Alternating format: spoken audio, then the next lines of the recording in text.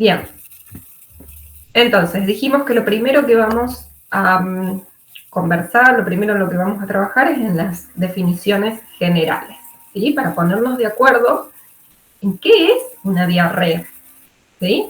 Y esto es un punto frecuente, ¿no? Porque muchas veces el paciente viene y te dice, sí, tengo diarrea. Y cuando empezamos a preguntar un poquito más, en realidad no cumple con la definición, no cumple con los criterios para hablar de diarrea, o en realidad lo tenemos que encuadrar como una diarrea crónica, o lo tenemos que encuadrar dentro de otros síntomas que no específicamente son de causa infecciosa. Entonces, ¿qué es una diarrea?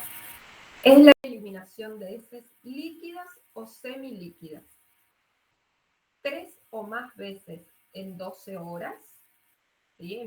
3 o más veces en el curso de 12 horas, o una sola deposición anormal asociada a la presencia de moco, pus o sangre.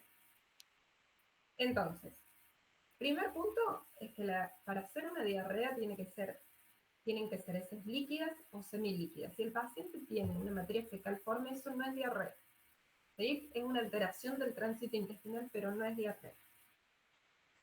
¿Cuántas veces? ¿Y cuántas veces es importante? Tiene que haber un aumento en el número, un aumento en la frecuencia. 3 o más veces en 12 horas, ¿sí? O una sola, o una o dos, digamos, no hace falta que sean 3 veces, si las deposiciones tienen moco, pus o sangre, ¿sí? Y el dato de que tengan sangre es un dato también sumamente importante porque encuadra la diarrea dentro de un subgrupo que son las diarreas disentéricas, que tienen agentes etiológicos específicos y hoy vamos a conocer algunos de ellos. Que además, digamos, cursan con mal estado general, con fiebre alta, con leucocitosis, es decir, tienen algunas particularidades. Las diarreas de tipo disentérica. Bueno, esto entonces es una diarrea aguda. La diarrea aguda suele durar menos de 2 semanas. ¿Sí? El síntoma principal, el síntoma guión, son las heces líquidas o semilíquidas. Pero puede tener además cólicos abdominales, puede haber fiebre, náuseas, a veces pueden haber vómitos, ¿sí? Digamos, pueden haber otros síntomas acompañantes, no es solo la diarrea. Por supuesto que hay malestar general, puede haber alteraciones en el laboratorio, y esto suele ser causado por agentes virales o bacterianos. Las diarreas virales son las más frecuentes, ¿sí? Bacterianos también pueden ser, pero con más frecuencia son de origen viral. Cuando ya pasamos las 2 semanas de evolución, empezamos a hablar de cuadros subagudos y claramente son cuadros crónicos después de las 4 semanas. Ahí los agentes cambian un poquito, ¿sí? Porque si hablamos de agentes infecciosos, en las diarreas persistentes suelen estar implicados los parásitos, ¿sí? Si bien hay parásitos que pueden hacer formas de diarrea aguda, como la diarrea lamblia, la mayoría de los parásitos producen una afectación más bien crónica o tendiente a la persistencia, ¿sí? Entonces provocan diarrea con más tiempo de evolución. Pero puede haber también otras causas de diarrea que no sean infecciosas, ¿sí? Que son un diagnóstico diferencial importante. ¿Cuáles son las diarreas no infecciosas? Y por ejemplo, las que tienen causa inflamatoria, ¿sí? Como la enfermedad de Crohn, o la celiaquía, o la intolerancia a la lactosa. Esas tienen una base inflamatoria. Puede haber también una disbacteriosis, ¿sí? Porque el paciente tomó antibióticos, entonces se desarmó la microbiota intestinal y tenemos una diarrea, una alteración en el tránsito intestinal porque cambió la microbiota. Eso también es factible, ¿no? O porque hay fármacos que aumentan el tránsito intestinal. Entonces, no todas las diarreas son infecciosas. Dentro de las que son infecciosas podemos tener diarreas virales y bacterianas, esto es más frecuente en los cuadros agudos, o diarreas parasitarias, que son más frecuentes en los cuadros subagudos o crónicos. Otra forma de diarrea, que hablamos un poquitito recién, es la diarrea con sangre o disentería, generalmente asociada a infecciones bacterianas, rara vez a infecciones virales y excepcionalmente por causas parasitarias, como una amoeba histolítica. Y acá lo que se produce es una invasión de la mucosa intestinal, lesionando la mucosa y con focos de microsangrado, y estos microsangrados asocian a la presencia de sangre y moco en la materia fecal. Bien, la diarrea con sangre generalmente es de curso agudo.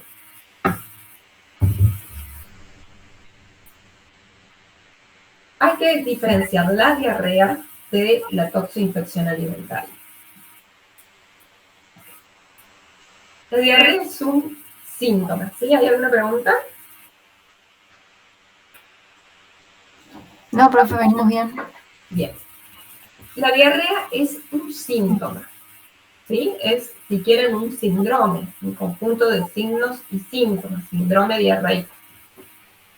Pero no es una enfermedad por sí misma, ¿sí? Hay muchas causas de diarrea. Una de esas causas son las toxoinfecciones alimentarias, ¿sí? Pero ya decíamos hace un rato que podían ser, digamos, podía haber diarrea de causa inflamatoria, diarrea de causa farmacológica, diarrea de causa inmunológica, diarrea por fármacos, digamos, podía haber distintas etiologías en la diarrea, ¿sí? Pero la diarrea es un síntoma, ¿sí? Es una manifestación clínica. Es un cuadro muy común, ¿sí? Afecta a millones de personas en el mundo, principalmente en los países en vías de desarrollo, ¿sí? Esto no les va a sorprender, las diarreas están asociadas a la dificultad en el acceso al agua potable y al alimento seguro, a las condiciones higiénicas mínimas, ¿sí? Las condiciones sanitarias mínimas, donde se pueda garantizar una correcta eliminación discreta, un grifo de donde salga agua potable y donde nos podamos lavar las manos con relativa frecuencia, y condiciones que nos permitan manejar los alimentos de manera segura y el agua de consumo de manera segura. Tienen una alta mortalidad, especialmente en infancias, ¿sí? Y en países en vías de desarrollo. Ahora, recientemente, hace unos años, se agregó la vacuna de rotavirus al calendario de vacunación en la Argentina, pero bueno, también en otros países ya se está usando desde hace más tiempo, y eso disminuyó notoriamente la morbimortalidad en niños menores de 5 años en relación a la diarrea, ¿no? Entonces, eso es un factor protector importante. En la mayoría de los casos, disculpen, ¿hay algún micrófono abierto? Puede ser porque está haciendo interferencia. En la mayoría de los casos, la diarrea es un cuadro autolimitado de corta duración, 24, 48, 72 horas. ¿Sí? La mayoría de las veces se resuelve con tratamiento sintomático. ¿Sí? Le decimos al paciente, tenés que sostener la hidratación. Uno prioriza que el paciente reciba líquidos, ¿sí? O pautas se llaman sales de rehidratación oral, ¿sí? Que son una solución que tiene líquidos, sales y azúcares, ¿sí? En proporciones predeterminadas. Esas vienen, las sales de rehidratación oral vienen en preparaciones como en sobres, ¿sí? Que uno tiene que diluir el sobrecito en 1 litro de agua segura. O sea, agua segura decimos agua hervida y enfriada, hervida durante 2 minutos y enfriada, esa se considera agua segura. Si uno puede asegurar la hidratación del paciente y la nutrición en la fase aguda de la enfermedad, no nos preocupa demasiado, ¿sí? El paciente puede estar 2 días sin digerir sólidos, ¿sí? Mientras que pueda tomar líquidos, puede a lo mejor tomar un jugo de fruta, comer una compota, un bocadito de arroz, ya está, ¿bien? Pero el hecho de que tenga tolerancia oral es un factor determinante para la recuperación del paciente, ¿sí? Si además de diarrea el paciente tiene vómitos, aumentan sustancialmente las pérdidas y se dificulta notoriamente la posibilidad de rehidratación. Entonces, en esos pacientes a veces requieren el cuidado en guardia durante un par de horas, donde se le ponen fluidos, se le ponen antieméticos, se hace un tratamiento sintomático, ¿sí? No le damos ningún antiviral, ningún antibacteriano, pero sí sostenemos la hidratación hasta que el paciente recupera su medio interno y es capaz de tomar agua sin vomitar. En algunos pocos pacientes requerimos tratamiento específico. ¿Sí? Ahí vamos a ver un poquito más cuáles son. Dijimos que la diarrea era un síntoma común en muchas etiologías. Dentro de esas etiologías están las toxoinfecciones alimentarias. Estas son una de las principales causas de diarrea y se refieren a enfermedades ocasionadas por la ingestión de alimentos contaminados con patógenos, ya sean bacterias, virus o parásitos, o sus toxinas, ¿sí? Principalmente toxinas de origen bacteriano. Y cuando hablamos de toxoinfecciones alimentarias, estamos hablando de seguridad alimentaria, seguridad en el manejo del alimento, en la preparación, con agua segura, con alimentos de un origen conocido, que conserven la cadena de frío, que para conservar la cadena de frío nosotros tenemos que tener heladera en casa, tenemos que tener suministro eléctrico. Bien, hay muchas zonas que tienen heladera, pero tenemos muchas casas que no tienen heladera. Y tenemos casas también que tienen heladera, pero que viven en barrios donde se corta la luz 2 horas por día. Entonces no podemos garantizar la seguridad alimentaria. Bien, y cuando tenemos altas temperaturas eso es crítico. Y si tenemos además una población con factores de riesgo, por ejemplo, infancias que tienen 18 kilos, el 25% del cuerpo es agua, o ancianos que no tienen el deseo de la sed y se alimentan menos. Entonces, las personas mayores de 70 años se deshidratan en 2 horas. ¿Bien? Entonces, son pacientes muy lábiles. Los extremos de la vida son pacientes muy lábiles ante la posibilidad de una toxoinfección alimentaria. Los cuadros clínicos que decíamos recién pueden ser cuadros leves, autolimitados, que se resuelvan espontáneamente, o pueden ser cuadros más severos que requieran de la intervención médica, requieran un tratamiento específico, a veces un tratamiento de rehidratación y a veces un tratamiento farmacológico.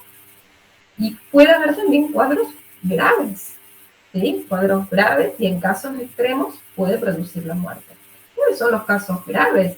Bueno, cuando el paciente tiene deshidratación con fallo renal, por ejemplo, o con depresión del estado de conciencia por la hiponatremia o por la hipoglucemia, cuando hay una deshidratación severa, cuando hay complicaciones como el síndrome urémico hemolítico, si ustedes van a haber escuchado hablar, que es una infección producida por una toxina que se adquiere al comer alimentos o tomar agua contaminados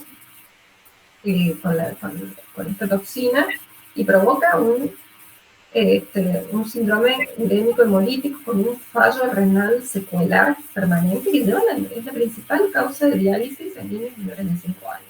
¿Sí? Es un elemento realmente muy grave. No siempre hacemos diagnóstico microbiológico. El paciente es un paciente sin factores de riesgo, de mediana edad, que no tiene gran compromiso en estado general, hace tratamiento sintomático. ¿Sí? Y no requiere ni tratamiento específico ni diagnóstico microbiológico. Siempre hablando de diarreas agudas. Ahora, si tenemos pacientes en los extremos de la edad, si tenemos pacientes con comorbilidades, por ejemplo, inmunodepresión, pacientes oncológicos, pacientes con HIV estadiosida, diabéticos, en estos pacientes tenemos que ajustar un poquitito más el tratamiento, ¿sí? Tenemos menos margen. Entonces, bueno, estos pacientes sí instituimos el diagnóstico microbiológico. Siempre que tenemos diarrea de tipo disentérico, se hace diagnóstico microbiológico también, cuando tenemos moco en sangre. Cuando tenemos diarreas subagudas o crónicas, es decir, de más de 15 días de evolución, también buscamos agente etiológico. Y a veces buscamos agente etiológico no con fines terapéuticos, sino epidemiológicos. Por ejemplo, tenemos un brote en determinado lugar y tenemos, todos los niños de una escuela están con diarrea. Entonces decís, de 300 niños que tienen el colegio, 200 están en el baño. ¿Cómo puede ser? O sea, algo pasó.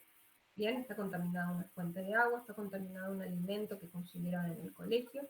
Entonces acá probablemente todos evolucionen bien, pero tenemos que buscar la causa a fines epidemiológicos.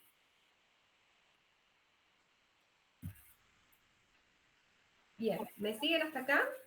¿Vamos bien? Sí, profe. Hola Romy, buen día.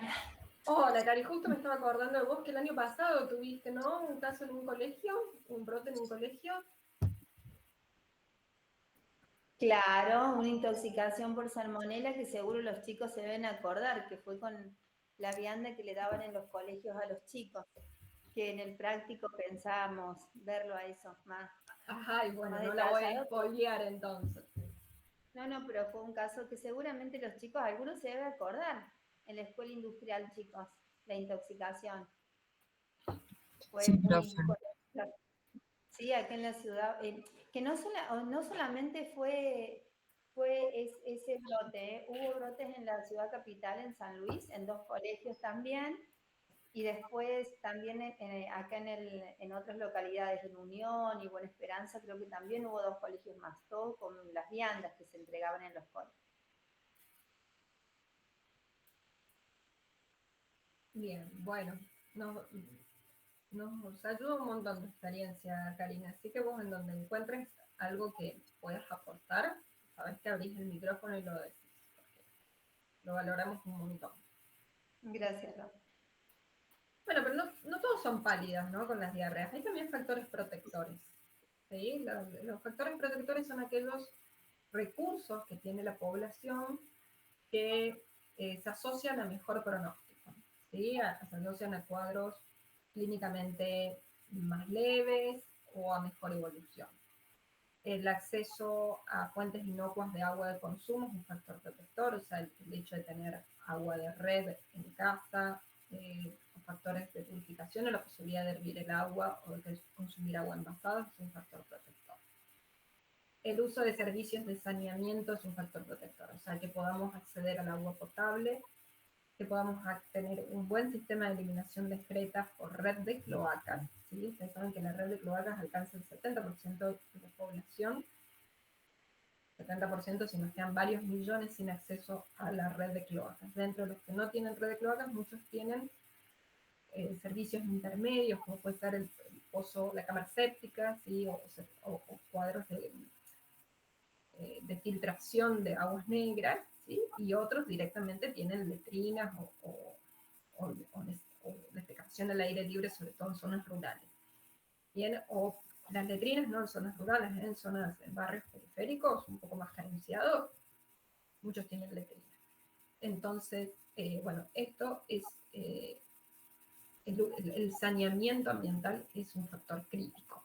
Y es algo que nosotros habitualmente no preguntamos, pero es un dato importante en el paciente. Entonces, cuando tienen un poquito más de experiencia y conocen la población con la que trabajan, le pueden preguntar de qué barrios son y de esa manera inferir el acceso a los servicios básicos, ¿sí? Porque ustedes más o menos van a empezar a conocer, o debieran empezar a conocer, qué servicios básicos tenemos en cada zona, ¿sí? De la ciudad en la que trabajan. Eso tiene que ver con conocer la población con la que trabajan. Pero si están trabajando en una población nueva o tienen pacientes de zonas distintas a las habituales, tenemos que preguntar, ¿tenés agua de red? ¿Tenés cloacas en la casa? ¿Sí? ¿Cuántas personas viven en casa? Entonces, esos datos que nos enseñan en semiología, que tenemos que interrogar y que después en la práctica decimos, ¿cómo le voy a preguntar esto? Y lo damos por sentado, en realidad son datos importantes. O a veces nos pasa, muchas veces, por ejemplo, con pacientes que sobre todo con obreros de la construcción, que a lo mejor tienen un baño instalado y agua segura en la casa, pero no en la obra. Y están 12 horas en la obra, al rayo del sol, con 40 grados de sensación térmica, sin acceso al agua potable. ¿Sí? En verano tenemos muchos casos de obreros de la construcción que ingresan deshidratados. ¿Sí? Entonces, eso, bueno, son cosas que uno tiene que empezar a mirar más allá de dónde vive, también qué hace el paciente. El lavado de... ¿Sí? El lavado de manos con jabón también es un factor protector. Uno dice, ah, pero todo el mundo se lava con jabón. No, mucha gente no se lava las manos, ¿sí? O se lava las manos cuando se baña, pero no cuando sale del baño, o antes de comer, o antes de preparar el alimento, ¿sí? Entonces el lavado de manos con jabón, porque no es solamente meter las manos debajo del agua fresca, sino usar el jabón y hacer un lavado de manos concienzudo, ¿sí? Entonces eso es un factor protector. Lavado de manos después de cambiar los niños, ¿sí? Con los chicos, los niños que usan pañales, tenemos que cambiar los pañales, descartar el pañal, lavarnos las manos. ¿Bien? Es muy fácil decirlo, pero cuando tienen 3 chicos con pañales es muy difícil de hacer. Lactancia exclusivamente materna durante los primeros 6 meses de vida. La lactancia materna es un regalo para toda la vida. ¿Sí? Debiera estar en la Constitución. Miren lo que les digo. Es un factor protector, transfiere anticuerpos, transfiere nutrientes, asegura la hidratación. Es un regalo para toda la vida, ¿sí? El factor protector de la lactancia exclusiva en los primeros 6 meses de vida alcanza hasta los 5 años, ¿sí? O sea, porque cambia la primera infancia de esa persona, ¿sí? En el momento donde su desarrollo neurológico y físico, psicofísico es crucial. Bien, entonces un niño con lactancia materna exclusiva, hasta un niño, una niña con lactancia materna exclusiva hasta los 6 meses, tiene mejores perspectivas de vida, probabilidades, expectativas, ¿sí? Y eso incluye para toda su vida, ¿sí? Después, por supuesto, cada diada, mamá bebé, eligen el modo de alimentación, eligen si con fórmulas, si con biberón, si, por qué causas, porque tuve que volver a trabajar, porque tengo poca leche, porque el bebé no se prendió bien, porque lo que ustedes quieran, ¿sí? Después la decisión es particular de la mamá y el bebé. Bien, pero nosotros como personal de salud tenemos que dejar bien en claro que no da lo mismo, ¿sí? Después cada uno elige, cada uno tiene la posibilidad de elegir, pero tenemos que dejar bien en claro que no da lo mismo lactancia materna exclusiva o lactancia mixta o lactancia por fórmula, bien, son todas formas varias de alimentación, pero no da lo mismo, y tenemos que saber que hay una rama, hay especialistas en salud que son las puericultoras, que son facilitadoras y educadoras en lactancia. Entonces, quienes tienen alguna dificultad en la lactancia, le podemos ofrecer la intervención de una puericultora, porque eso a veces una intervención de 1 o 2 veces salva la lactancia materna.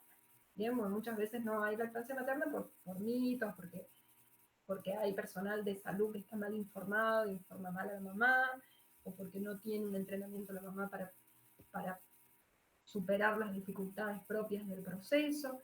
Entonces, bueno, pero no podemos dejar de decirlo, y más en esta semana, que es la semana de la lactancia materna, que esto es un factor protector en muchos niveles y es un factor que relacionado con mejor pronóstico y cuadros más leves en el caso de las toxoinfecciones alimentarias. Incluso, bueno, como esto va más allá de un problema intestinal, es decir, los niños, Muchísimo más allá. que los niños tienen todo, digamos, los niños, el desarrollo neurológico, la falta de nutrientes, bueno, me lo vas a comentar seguramente, lleva a que, digamos, la causa intestinal, que uno la ve como localizada, pase a ser un cuadro grave. Claro, el problema más grave en las diarreas agudas es la deshidratación, ¿sí? Esa es la consecuencia más severa a corto plazo. Pero las diarreas crónicas, ¿sí? De más de 15 días de evolución, un mes de evolución, sobre todo en niños menores de 5 años, el problema es la malnutrición, ¿sí? Porque las diarreas van de la mano con la desnutrición. Van de la mano y se sacan lo peor una de la otra, ¿bien? Se retroalimentan negativamente. Las diarreas son una causa de malnutrición y la malnutrición es una causa de diarrea. ¿Por qué? Porque hay un daño en la microbiota intestinal, hay una mala absorción de nutrientes y por lo tanto una inmunidad deficiente, Entonces eso favorece que los microorganismos puedan ingresar en una microbiota que no es competente. Ustedes saben que la microbiota es un factor protector, es una primera barrera de defensa. Hay una inflamación a nivel del intestino que abre microgrietas por las cuales los microorganismos pueden ingresar. Entonces, bueno, todo eso facilita el ingreso y el asentamiento, la colonización por microorganismos patógenos. Y cuando estos perduran en el tiempo porque no tenemos una inmunidad competente, empiezan a competir por el alimento y por el nicho ecológico con el huésped, ¿sí? Compiten por el nicho ecológico con la microbiota y compiten con el huésped por el alimento, ¿sí? Porque usan alimento que es propio para el huésped, ¿no? Le roban alimento al huésped y dificultan la absorción de nutrientes, la absorción intestinal de nutrientes básicos, ¿sí? Sobre todo proteínas, sobre todo oligoelementos. Entonces esto, en un niño de bajo peso, determina su crecimiento y desarrollo. ¿Sí? Esto en una infancia menor a 5 años que tienen un requerimiento nutricional. Ustedes recuerden que hasta los 2 años la velocidad de crecimiento neuronal, de desarrollo neuronal, es similar a la vida intrauterina. ¿Sí? Nosotros en los primeros 2 años tenemos que garantizar la nutrición. ¿Qué es lo que pasa con una infancia que no estuvo correctamente nutrida en los primeros 2 años de vida? Tienen una secuela cognitiva para toda la vida. No van a alcanzar nunca su desarrollo neurológico óptimo. ¿Sí? Ustedes ven que a veces van a escuelas de bajos recursos y dicen, pero yo le explico algo básico y el chico no está entendiendo lo que le estoy explicando. Bueno, ese chico tiene una carencia nutricional desde la cuna. Bien, el deterioro neurológico es una secuela que queda para toda la vida. Y bueno, realmente hay estudios hechos en Perú, por ejemplo, que tienen zonas, sobre todo en la zona amazónica, que tienen niños con desnutrición crónica, disminuye el PBI del país, o sea, disminuye el Producto Bruto Interno. O sea, la secuela realmente, chicos, no es algo menor, ¿sí? Es una secuela que queda neurológica, que no se puede recuperar nunca. Lo que no se logra, hay cosas, objetivos, que si no se logran en los primeros 2 años de vida, después son irrecuperables. Por eso, repetimos, la lactancia materna asegura la nutrición, que es lactancia exclusiva, asegura la nutrición necesaria por lo menos los 6 primeros meses. ¿Sí? Un cuarto de esta época crítica que es la primera infancia. Bueno, ustedes tienen una materia que es nutrición, ¿no? Seguramente ya han escuchado de todo esto que les estamos hablando, ¿no? ¿Sí? ¿Han visto algo de esto? ¿Sí? Justamente sí, hace 2 semanas estamos viendo todo lo que es lactancia materna y bueno, ahora estamos más que nada con adulto mayor, pero sí, se correlaciona todo con lo que está comentando. Bien. Otros factores protectores que podemos nombrar son la educación para la salud y sobre los modos de transmisión de las infecciones, ¿sí? Cosas que parecen obvias, como decir, mira, si el agua no es segura, tenés que hervirla durante 2 minutos, dejarla enfriar en un recipiente tapado y después ponerla en un recipiente limpio en la heladera, ¿sí? Las 2 gotitas de lavandina son muy efectivas para virus y bacterias, pero no tienen ninguna acción sobre parásitos. Entonces, siempre preferimos hervir el agua sobre ponerle algún otro tipo de purificador. La comida que te sobró del mediodía, guárdala en la heladera. ¿Sí? No la dejes en el horno hasta mañana o a temperatura ambiente. ¿Sí? Guárdala en la heladera, guárdala en un tupper o en un recipiente de vidrio, no en la misma olla de aluminio, ¿sí? Porque te vas a comer el aluminio. Bien, entonces, estas cosas, el arroz o lo comes caliente o lo guardas en la heladera y te lo comes frío en la ensalada a la noche. Pero no ahí, viste, mantenerlo tibiecito, porque lo único que hacemos es fermentarlo, ¿bien? Y favorecemos que todos los microorganismos esporulen y contaminen el alimento. Entonces, el uso seguro de los alimentos el consumo seguro de los alimentos implica un montón de prácticas que a veces en la diaria no se cumplen, ¿sí? Cosas básicas, como decir, tenemos que tener un cuchillo, una tabla para verdura, un cuchillo, una tabla para carne. Bien, no podemos usar la misma tabla para todo, y mucho menos en un lavado previo. Bien, nos tenemos que lavar las manos entre manipular alimentos crudos y cocidos, bien, para evitar la contaminación cruzada. Ni hablar si tenemos a alguien intolerante al gluten en el grupo familiar, donde tenemos que erradicar el gluten de la cocina para no contaminar los alimentos. Entonces, bueno, todas estas cosas de manejo seguro de alimentos realmente son muy interesantes y nosotros creemos que lo tenemos clarísimo hasta que empezamos a ver que en realidad cometemos un montón de errores que hacen que el alimento o el agua no sean seguros para su consumo. Y finalmente otro factor protector es la vacuna contra el rotavirus, ¿sí? Que ha disminuido de manera notoria las infecciones, la morbimortalidad en la primera infancia.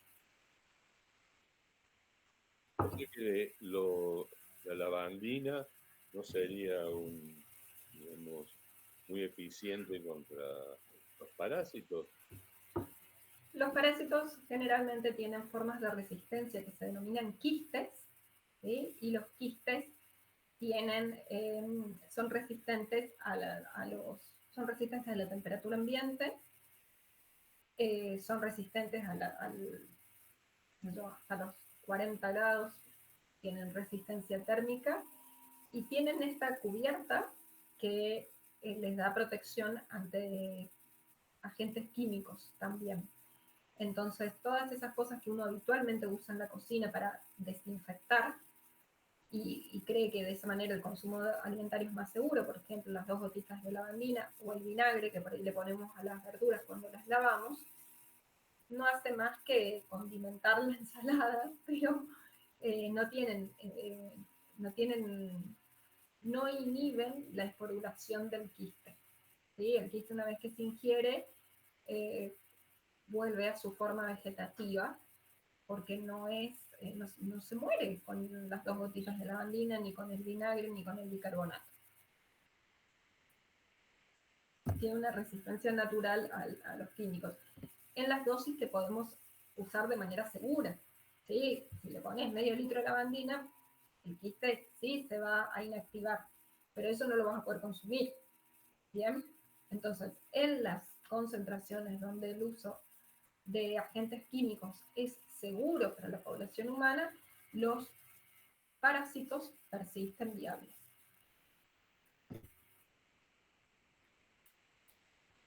Bueno, en función de las diarreas y las toxoinfecciones, tenemos una clasificación, tenemos varias clasificaciones posibles, según la causa, según la etiología, según la acción de las toxinas, según las manifestaciones clínicas o según la patogénesis.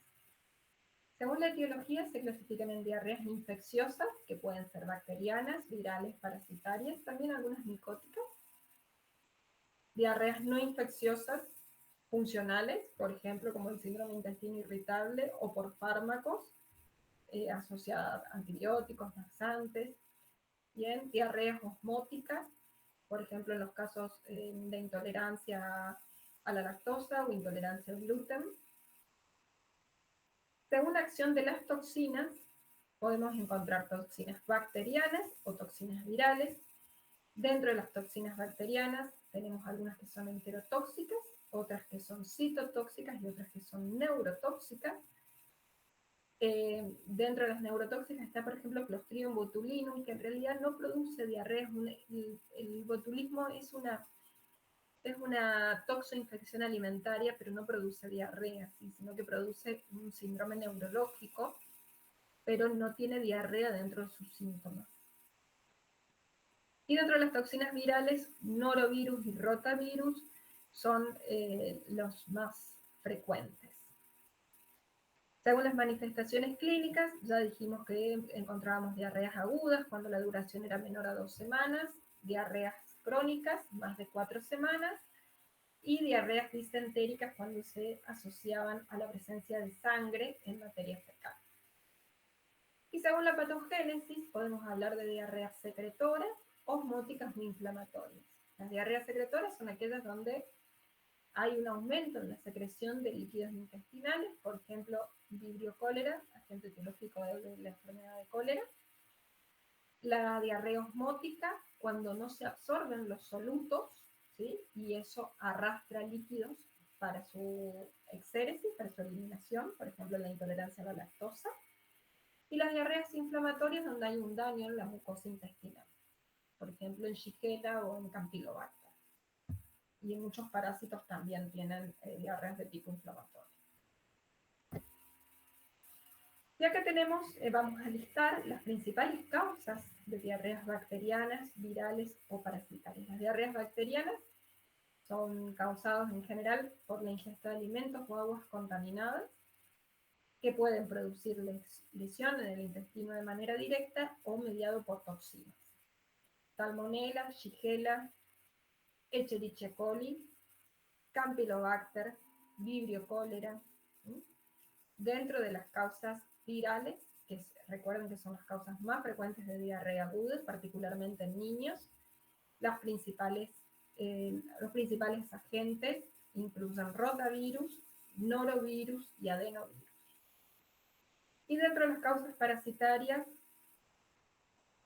vamos a ver que Giardia lamblia, Enterobius, Ascaris son las principales causas de diarrea en infancias.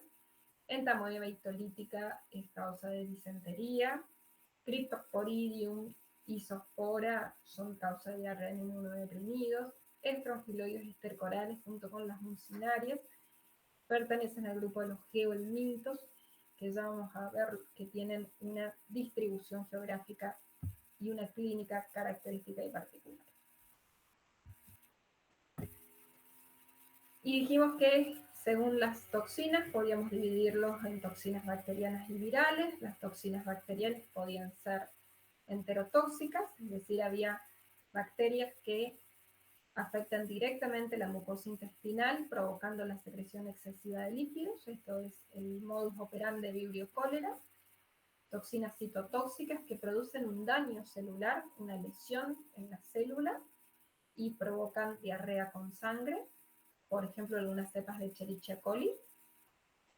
Y las toxinas neurotóxicas que, si bien no son causa de diarrea, producen una toxina que tiene un impacto neurológico, ¿sí? Se asocian a intoxicaciones graves. Y las virales, más que producir toxinas, producen un daño celular que indirectamente altera la motilidad intestinal y eso, bueno, tiene un efecto sobre la mucosa y la absorción. Bien, entonces, ¿estamos hasta acá? Sí, profe. Bien, tenemos claro, las diarreas pueden ser agudas, subagudas y crónicas, pueden tener una etiología infecciosa o no infecciosa. Dentro de las infecciosas pueden ser bacterianas, virales, parasitarias y eventualmente micóticas. ¿Sí? Micóticas con menos frecuencia. Bien, si estamos hasta acá, vamos a pasar a las diarreas.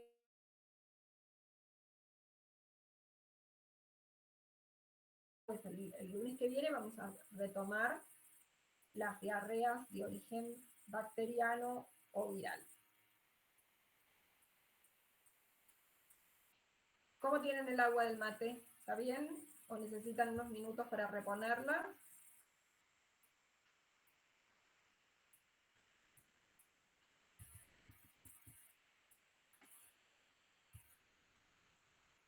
Sigamos, profe. Bien.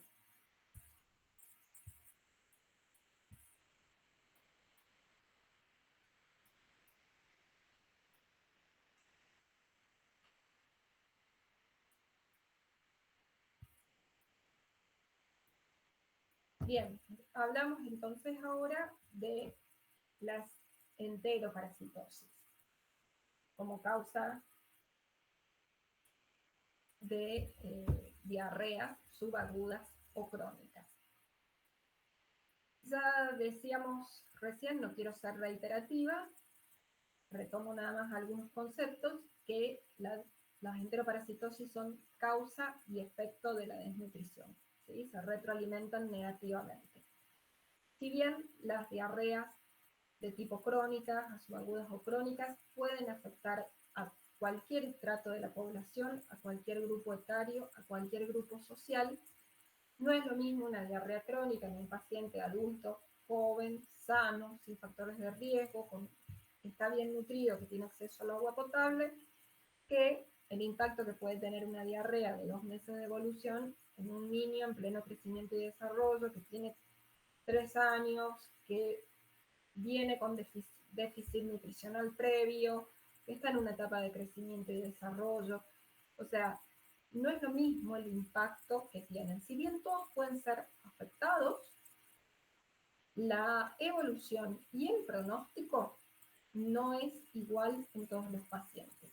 Entonces empezamos a hablar de grupos de mayor vulnerabilidad. Y dentro de este grupo vulnerable están los infantes, sobre todo la primera infancia, hasta los 5 años, las embarazadas porque tienen un gasto energético y nutricional aumentado, y bueno, y por supuesto siempre los inmunodeprimidos son un grupo que tenemos que mirar con especial atención. Cuando hablamos de inmunodeprimidos no hablamos solamente de pacientes con VIH y SIDA, sino también pacientes oncológicos, pacientes diabéticos mal controlados, pacientes que reciben inmunomoduladores por alguna enfermedad de base. Entonces, tener claro que las diarreas pueden afectar a todas las edades, pero son más frecuentes en la infancia. Son más frecuentes, son más graves y son más sintomáticas, ¿sí? Los pacientes adultos generalmente cuando tenemos enteroparasitosis no tenemos mayores síntomas, ¿sí? En general los síntomas son más solapados y muchas veces ni siquiera ameritan la consulta médica. Pero tener en claro que cualquier grupo etario puede tener una enteroparasitosis, y en los niños las secuelas que van a quedar de una enteroparasitosis, sobre todo si se prolongan en el tiempo o si hay coinfecciones o sobreinfecciones, es decir, el paciente está expuesto permanentemente a la fuente de infección, entonces se infecta por 2 agentes diferentes o por 3 agentes diferentes, o tiene una infección por uno y al tiempo se infecta por otro que comparte la misma vía de infección. Entonces, bueno, esta superinfección o sobreinfección también es un factor de mal pronóstico. Afectan todo el territorio nacional, pero en las zonas que tienen un clima más cálido, ¿sí? Porque es, digamos, de Córdoba hacia arriba, de la mitad del país hacia arriba, especialmente en las zonas del litoral, de las provincias del norte de Argentina, tienen condiciones climáticas que favorecen la proliferación de microorganismos, y muchas veces se asocian a condiciones del suelo, de la tierra, y esto es importante en el caso de los geohelmintos, que son un grupo de parásitos que parte de su desarrollo lo cumplen en el suelo, ¿sí? Parte de su desarrollo lo cumplen en la tierra. Entonces, determinadas condiciones geoclimáticas favorecen su desarrollo.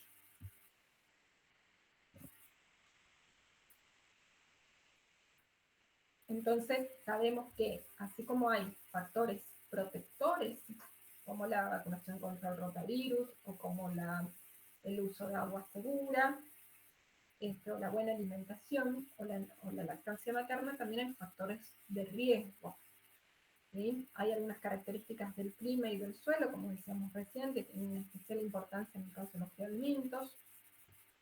El déficit educativo y el bajo nivel socioeconómico, bueno, también son factores de riesgo.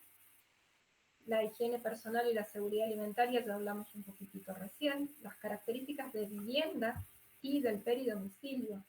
En esta imagen, por ejemplo, tenemos basura, desechos en el peridomicilio. Esto favorece la proliferación de moscas y de cucarachas que actúan como vectores mecánicos de quistes, roboquistes, de bacterias, de virus, ¿sí? Favorece la contaminación del suelo. Yo no sé si esta casa tiene una buena eliminación de excretas, pero la verdad que me permitiría dudarlo.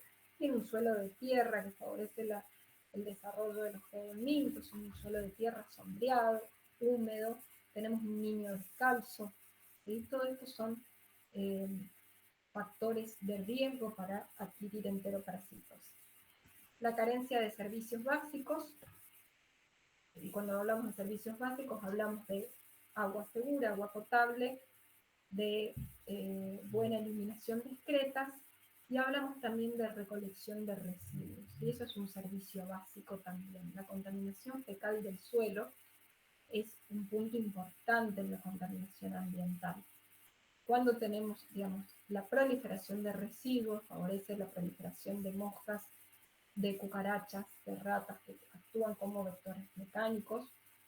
Y por otro lado, la contaminación del suelo con excretas humanas, porque no hay una buena eliminación, porque no tenemos una red de cloacas, porque tenemos una cámara séptica que está filtrando, o porque tenemos infancias que usan pañales, ¿sí? Y los pañales, en general, los pañales debieran descartarse, el contenido sólido del pañal debiera descartarse en el inodoro, de manera que vaya a la red cloacal, y descartar el pañal sin contenido en la bolsa de residuos familiar, ¿sí? Esto habitualmente no sucede, ¿sí? Generalmente la mayoría de la gente no sabe que esta es la forma correcta de descartarlo y tira el pañal con todo su contenido. Bien, ¿qué pasa si tenemos servicio de recolección de residuos 2 o 3 veces por semana? ¿Sí? Porque son pocos los lugares que tienen recolección diaria de residuos. La mayoría tiene 3 veces por semana, o menos. Y entonces, mientras tanto, quedan esos pañales con el contenido en la vereda, en la vía pública, en un contenedor, en una bolsa, en un contenedor general. Muchas veces las bolsas se rompen, vienen los perros, los gatos, rompen las bolsas, se desparraman el contenido de las bolsas, se desparrama el contenido de los pañales, se contamina el suelo. ¿Sí? El pañal está hecho, excepto los pañales de tela, los otros pañales están hechos de materiales que si bien son descartables, no son biodegradables. Tarda 100 años en descomponerse un pañal. ¿Sí? No el contenido, ¿no? Sino el plástico del pañal. Entonces, todo ese tiempo permanece contaminando el suelo. ¿Bien? Entonces, el modo en el que descartamos los pañales hay que tenerlo muy en cuenta porque son un factor de contaminación ambiental importante.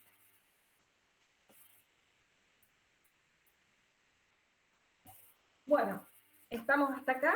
¿Quedaron claros cuáles son los factores protectores y los factores de riesgo? Sí, profe, venimos bien. Bien.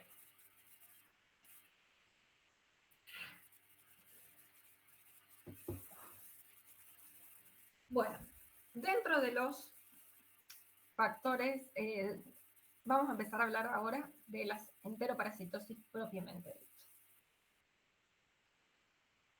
En función de que los parásitos causantes sean helmintos o protozoarios, van a ser los distintos elementos infectantes.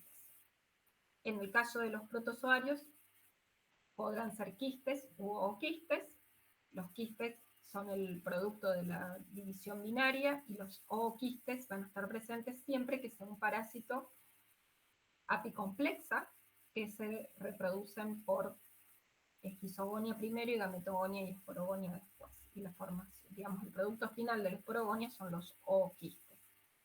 Y en el caso de los helmintos, los elementos infectantes podrán ser huevos o larvas. Recuerden que los estadios biológicos de los helmintos incluyen 3 etapas: huevo, larva y adulto. Bien, entonces el huevo o la larva podrá actuar como elemento infectante. Cuidado con la diferencia entre elemento infectante y agente etiológico. Si yo, por ejemplo, hablo de Giardia lamblia, el elemento infectante es la forma, el estadio biológico del parásito que resulta infectante. Para Giardia, el elemento infectante es el quiste. Bien, pero no me digan que la Giardia es el elemento infectante, porque Giardia es el agente etiológico, no el elemento infectante.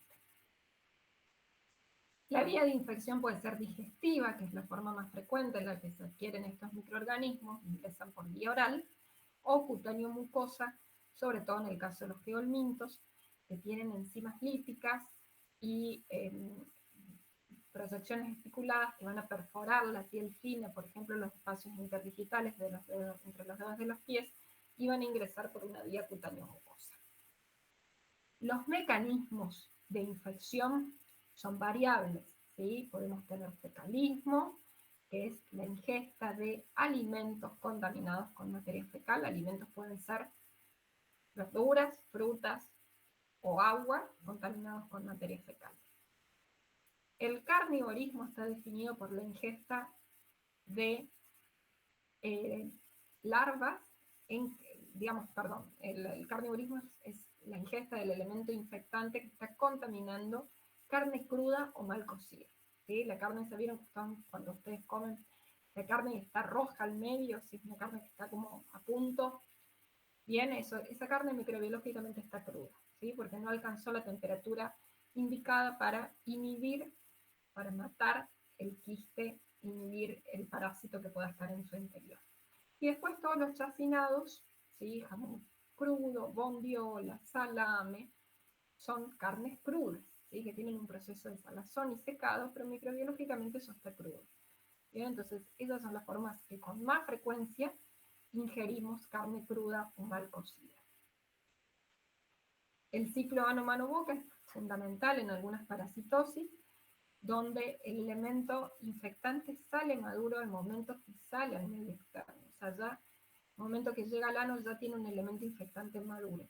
Si el paciente no se higieniza las manos, o por ejemplo tiene prurito y se rasca, o va al baño y se limpia la cola pero no se lava las manos después, de ahí se contaminan las manos y posteriormente puede volver a llegar a la boca y cerrar el ciclo ano-mano-boca. La penetración activa de microorganismos es propia de la vía cutánea mucosa, que describíamos recién, y la autoinfección o retroinfección interna se dan algunos microorganismos que quedan en los márgenes del ano y por vía retrógrada vuelven a infectar el intestino delgado o grueso. Entonces, tenemos distintos elementos, tenemos diferentes vías, diferentes mecanismos, y tenemos que buscar, por supuesto, tenemos que tener claro cómo se adquieren cada una de las infecciones que vamos a hablar a continuación.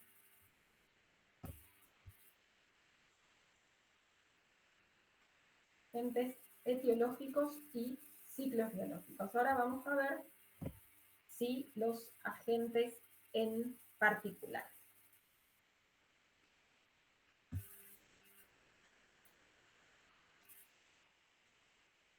Esta clase va a ser un poquitito larga, ¿sí? Entonces vamos a hacer una cosa.